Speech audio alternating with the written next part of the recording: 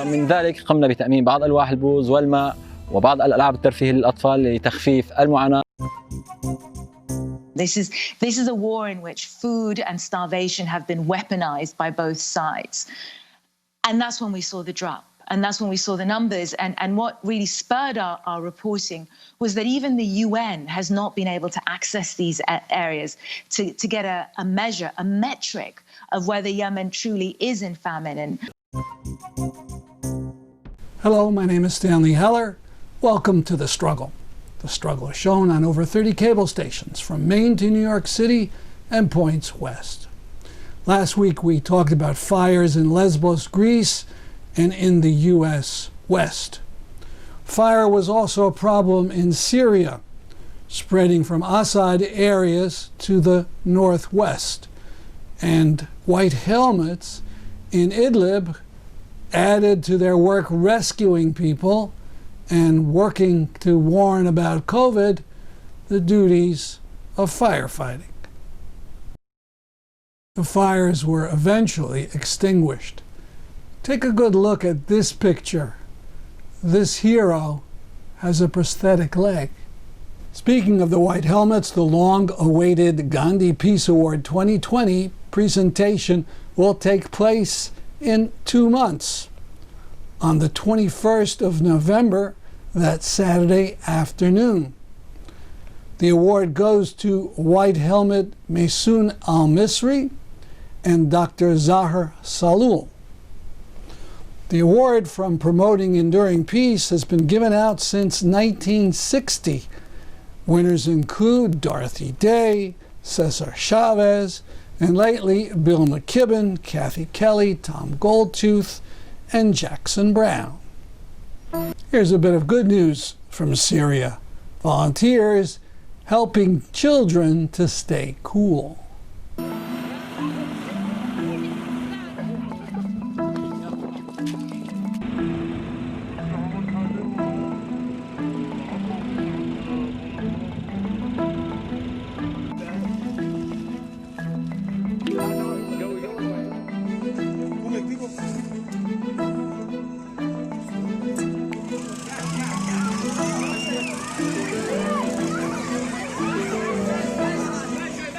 ومن ذلك قمنا بتأمين بعض ألواح البوز والماء وبعض الألعاب الترفيهية للأطفال لتخفيف المعاناة عنهم.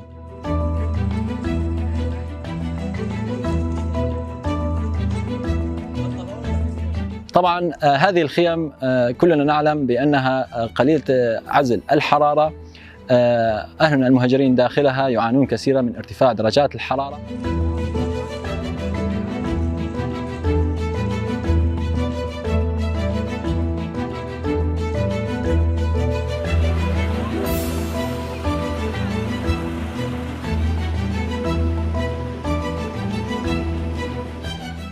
بشكل عام يعني صرنا هلا بيجي تقريبا درجة الحرارة من 10 أيام حتى الآن يعني مرتفعة كثير، يعني عم بتوصل لل40، ونحن مثل ما كنتم شايفين يعني قاعدين بمخيم شوادر يعني، وعم ترتفع عنا الدرجة كثير يعني، وأوضاع صعبة كثير، ما عم نحسن نقعد جوا، يعني عم نعمل هيك تلجي مثل هيك برا الخيمة لحتى نحسن نقعد فيها شوي.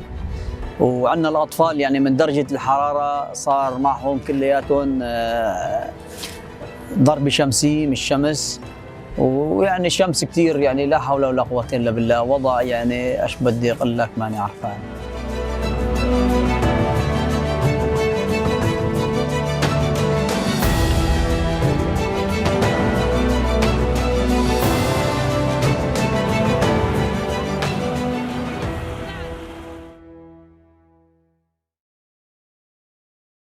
Now some excellent, though heart-rending video from Democracy Now! About the threat of famine, especially in Yemen.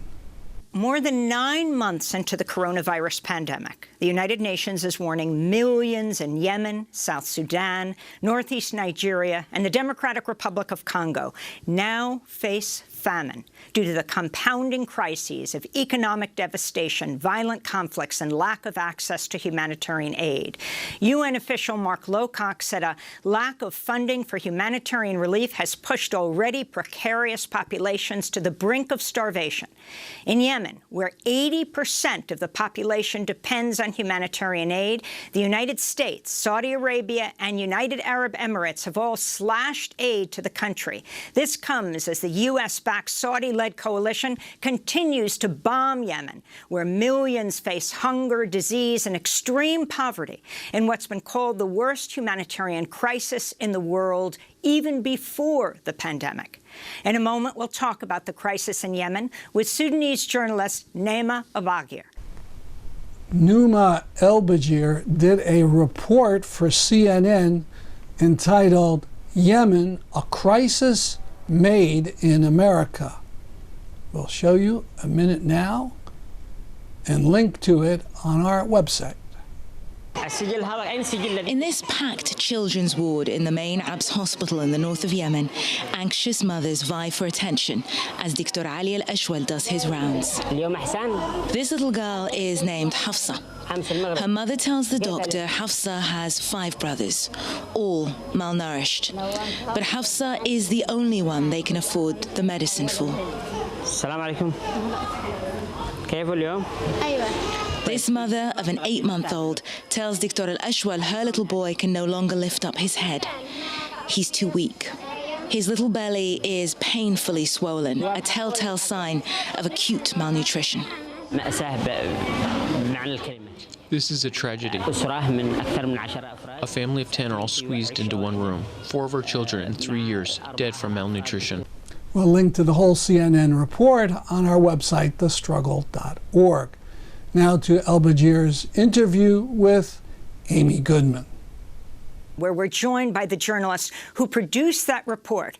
Numa Elbagir is an award-winning senior international correspondent for CNN. She was named the 2020 Royal Television Society Television Journalist of the Year. She also won an Alfred DuPont Columbia and George Polk Award. In 2018, she also received the International Center for Journalists' Excellence in International Reporting Award for her work. Numa, we welcome you to Democracy Now! This is a powerful report, Yemen, a Crisis Made in America, as you talk about the United States, Saudi Arabia, and the United Arab Emirates cutting off aid to Yemen largely, yet continuing, as you report on this report and earlier ones, to find U.S. weapons on the ground in Yemen. Talk about the connection. Well, it's a very clear connection. It's an incredibly egregious one. When the war launched 5 years ago, the U.S. backed the Saudi-led invasion after the Houthis overthrew the legitimate, internationally recognized government of President Abdurrabbu Mansour Hadi.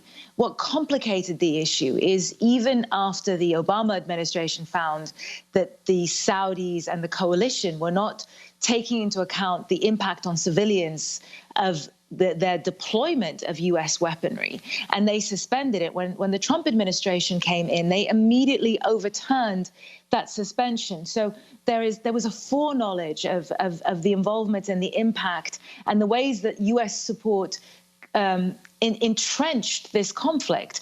But for years now, we've seen another pattern start to come together, which is not only is the U.S. profiting from the war by selling weapons to the UAE and Saudi Arabia, who are both partners in the coalition, they also, the Inspector General, who was forced out from the State Department, found continuing to not take into account the impact on civilians of that deployment of U.S. armaments by the UAE and by Saudi Arabia. We fast forward 2 or 3 years of this extraordinary, controversial action, and then we start to see, we start coming across these numbers that are starting to drop. The UAE in 2017 gave $0 to the UN Humanitarian Assistance Program, even though it was an active member of the coalition.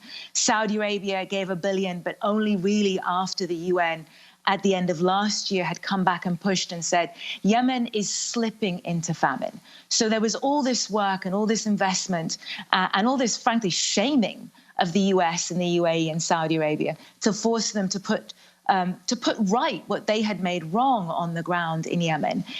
And then in March, Secretary Pompeo, the Secretary of State, decides that they're going to suspend aid to those Houthi-controlled areas. And yes, the Houthis are obstructing aid, and it is extraordinarily egregious, but the Houthis are not the only one. This is a war in which food and starvation have been weaponized by both sides.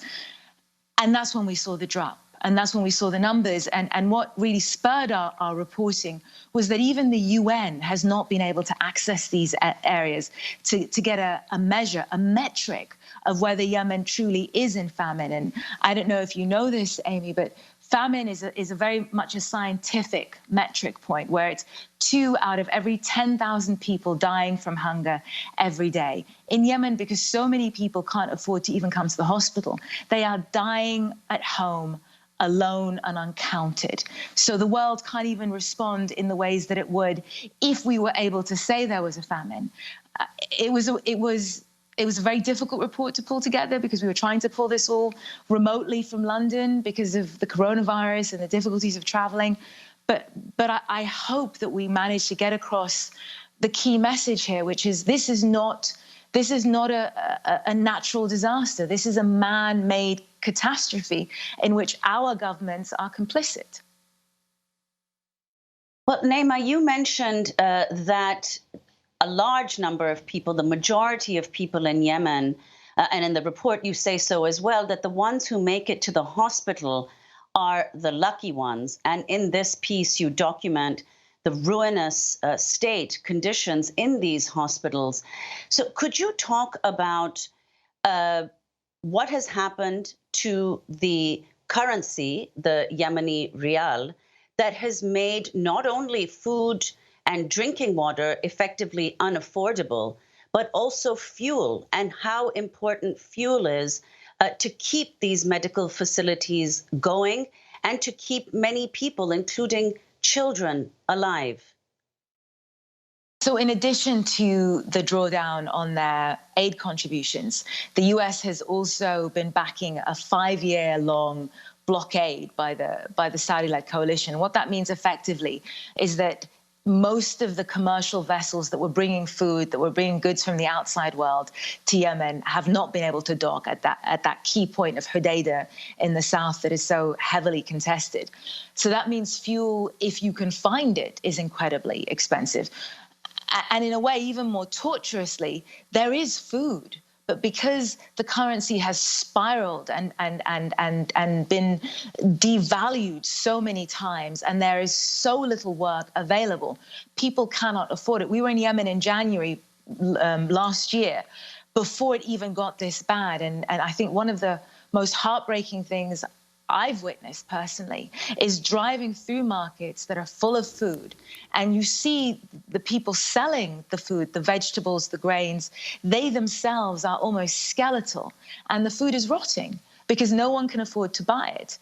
And one of the stories we heard in the hospital that we didn't air, but we included in our digital write-up, which was genuinely, I think, one of the worst things I've ever heard, is that the impact of that blockade has meant that the hospitals don't have fuel. And now because the UN cannot afford to sustain the hospitals and they're having to focus on just really life-saving measures, they're not buying them fuel. So when the electricity goes out, the equipment, the oxygen equipment, the breathing equipment that is keeping the most malnourished and the sickest children alive, that stops. And because there's no electricity, there are no monitors to raise the alarm that stopped. And one doctor who spoke to us, his voice was breaking. And he said that he had found children suffocated to death because while they're running around trying to tend to everyone in these overcrowded hospitals, if you turn your back for a moment on a child in a different room and the power goes out, that child dies. And what is so difficult and yet so extraordinary is these people continue to come to work. They turn up every day knowing that they do not have what it takes to save these children, and yet they continue to try. And Numa, can you talk about the Trump administration has not only cut funding to Yemen, the Trump administration also announced earlier this year that they would cut funding to the World Health Organization. So could you talk about the work that the World Health Organization does in Yemen, has done in Yemen, and how its work will be impacted by these cuts? Well, this has absolutely been a double whammy for Yemen, because the World Health Organization runs a lot of the malnutrition clinics, but it also runs all of the programs that are designed to battle transmittable diseases, such as the coronavirus. So they are the ones paying the doctor and nurses' salaries, because the Houthi-led government in Sana'a can't afford to. But they're also the ones at the front line of the fight against the coronavirus. It is impossible. It is absolutely impossible to get any sense of the numbers of the people that have died from the coronavirus separately to the number of the people that have died from malnutrition. But because of this, I keep saying aid drawdown, and it makes it sound so clinical. It is essentially because of this strangling of the aid that gets through to the people in Yemen. It has meant that not only are they dealing with malnutrition, because the World Food Programme has halved the aid that these people receive. So not only are you getting half rations, and it's reaching half the people, but it means that people are getting food every other month. So you have to plan one meal a day. Parents are not eating so that children can eat.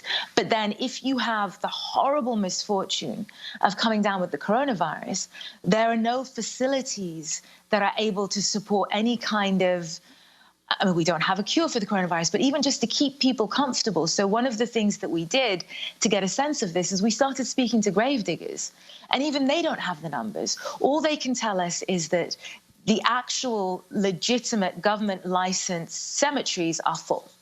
So now people are bribing grave diggers to find plots of land in places where other people cannot or will not venture, in dangerous parts of these cities, so that at the very least they can try and at least claw back some dignity in burying their loved ones effectively, rather than leaving them to rot in a mortuary somewhere.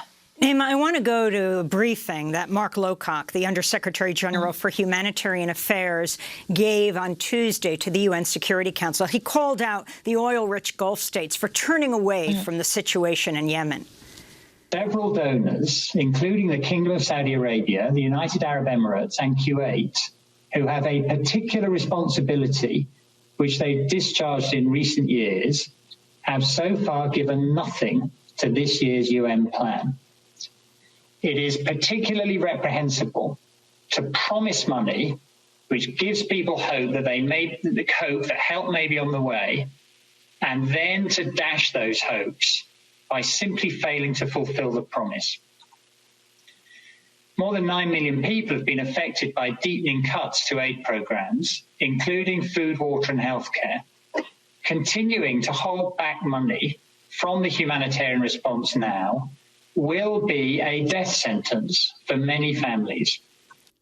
That's the UN Undersecretary General, Mark Lowcock. So, Numa Elbagir, if you can talk about, it's even wrong to say the Gulf states have turned away from Yemen. They have not turned away from Yemen. They are constantly bombing Yemen. In fact, on Tuesday, President Trump stood with the foreign minister of the United Arab Emirates. And of course, we know Saudi Arabia leads the bombs provided by the United States. And part of the deal didn't actually have to do with the Palestinians that was signed off on at the White House. It had to do with the United States selling the UAE F-35 fighter bombers. Can you talk about the significance of, once again, these weapons deals to hunger and the devastation of Yemen? Well, it sends a message, doesn't it? It sends a message, not just in Yemen, but it sends a message around the world that you can do what you want to do as long as you sign up for our key concerns. And a number of US diplomats have described to me conversations that they've had with the UAE and with Saudi Arabia. And essentially the subtext of the conversation was, well, the UAE has signed a peace deal with Israel. And we know that this is a key priority for the Trump administration. So what more do you want from us? What we know about Yemen is that Yemen, it was a national security risk for the United States. It was home to the most effective franchise of Al-Qaeda in the Arabian Peninsula, who at one point got very far in a plot to put a bomb on a plane and send it to the United States. That was always given as the excuse for the reason why the United States need to continue to be engaged in Yemen. What has happened with allowing key US allies like the UAE and Saudi Arabia to do what they have done in Yemen is that this hunger and this conflict has allowed not just Al-Qaeda, but ISIS to become resurgent in Yemen again. Just this last week, there were a number of pretty effective ISIS and Al-Qaeda attacks. The US is measurably less safe because of what their allies have done in Yemen. But one of the things that is really interesting that so many of us that are covering foreign affairs are looking at really closely is that the ICC, the International Criminal Court, has now said that the chief prosecutor, Fatou Bensouda, can begin to look into US war crimes in Afghanistan. And that is precedent setting, because given what the IG report, the unredacted version, shows about the US's disregard for civilian casualties perpetrated by their allies with their bombs, there is a real conversation that is beginning about whether the US is opening itself up for further cases of war crime prosecution on Yemen. And it's a pretty credible case that is being discussed. And yet, any time that you bring this formally and on record to the State Department or to Trump administration officials, they say, well, this is about American manufacturers, about American workers being able to make money out of American bombs being dropped in Yemen. And what we have seen with the engagement that we have found, not just for this piece, but also for the previous investigations that we've done, is actually I take heart from this, is that so many of our audience, whether it's in America or around the world, don't believe that. They don't believe that money should be made over the deaths of innocent civilians halfway around the world in a country that was already a humanitarian disaster, even before this ill-thought-through intervention. Numa, we just have 30 seconds, but we cannot leave without asking you about Sudan, where you are from, and your coverage of the women-led Sudanese uprising, but also Lowcock warning about the first famines of the coronavirus era hitting, among other places, Yemen and your own country of Sudan. Again, this goes back to foreign policy malfeasance on the part of the Trump administration. This is an administration that continued talks to normalize with a sitting dictator in Sudan while demonstrators were being shot down in the streets. It is incredibly disheartening to see people who have risked so much be let down so badly by the United States. It really is.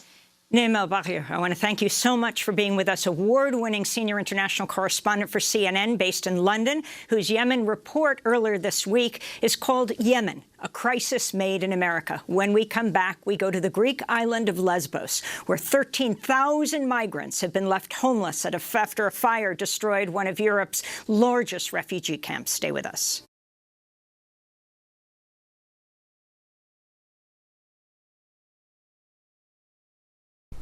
And the charade known as Saudi justice has concluded its whitewash of the Jamal Khashoggi killing. Supposedly, the family of Khashoggi has renounced its right to demand the death penalty. And so the 5 given the death penalty instead will serve long prison sentences. Nothing wrong with that if it were true. But we don't know anything to be true coming from Saudi authorities. The whole thing has been kept secret. The arrests, the trials. They're not even telling the family where Khashoggi's remains have been disposed. One thing we do know is that the leader of Saudi, the man who is dictator of that country, Mohammed bin Salman, the man who the U.S. Senate condemned as being guilty of the Khashoggi murder, will get off scot-free. And we learn from Bob Woodward in his new book that Trump bragged about getting Salman out of any problem with the United States. With his customary eloquence, Trump said, "I saved his ass." Coming on September 25th on the New Haven Green, an action sponsored by the New Haven Climate Movement. We hope they prominently oppose the proposed killingly climate death power plant. As we record, we hear that Trump has attacked the late historian and activist Howard Zinn. Go to our website, thestruggle.org, to hear Zinn's speech in New Haven, Connecticut in 2007 and my interview with him. Now, from 350, a video about the California fires.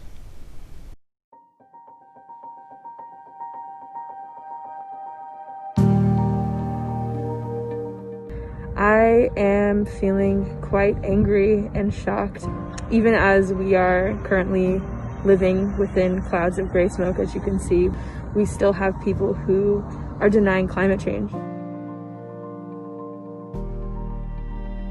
Put a ban on fracking? I'm working on making sure you know clearly my position on this over the next few months. And we still have our governor who is talking about climate change, while during the first half of his term, he has allowed about 7,000 new oil and gas projects that are currently causing harm to many communities throughout California.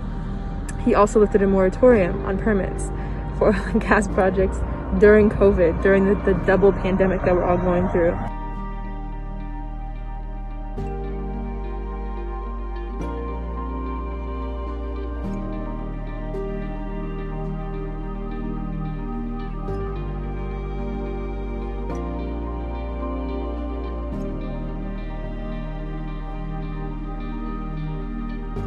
We need to take action now. We cannot wait for politicians, because right now people are losing their caretakers, they are losing air, they cannot leave their homes because of their asthma.